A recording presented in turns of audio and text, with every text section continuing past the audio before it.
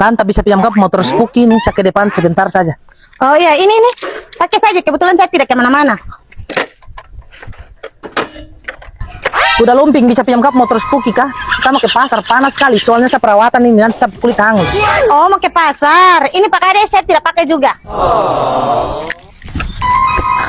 Perempuan gila, cepat pinjam kau motor Spooky dulu. Sama jemput anak di sekolah, cepat, sudah terlambat ini ah. Ini Pak Kades. Lama sekali. Perempuan gila, pinjam kau motor Spooky dulu. Saya buru-buru sama ke depan, ada acara nikah. Pinjam kau motor Spooky dulu Pak Kades, hari ini saya tidak bisa kasih motor. Soalnya saya mau pergi ke rumah sakit. Ada saudara yang sakit. Saya pakai sebentar saja, tidak lama. Pak Kades minta maaf sebesar-besarnya. Soalnya hari ini tidak bisa kasih motor. Kenapa saya minta maaf? Ini kan saya motor.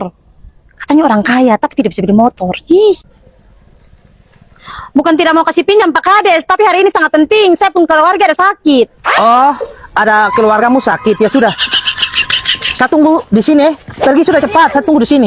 Hai Pak Kades, setelah pulang dari rumah sakit, saya masih pergi ke Jakarta, Surabaya, Bandung, Malang, seluruh Indonesia saya pergi dengan saya punya motor. Ini saya punya motor, Pak Kades, bukan Pak Kades motor. Pergi sana sudah Pak Kades.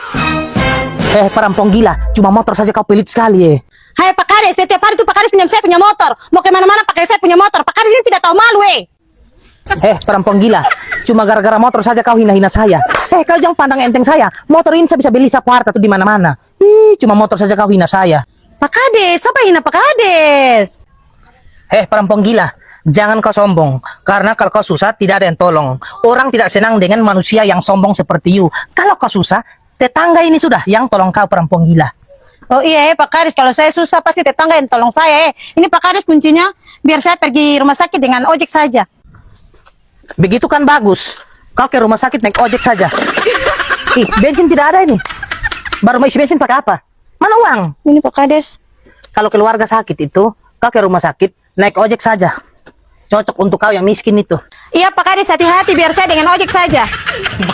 Kenapa saya punya mulut ini selalu bilang iya dan iya saja ini. Bodoh sekali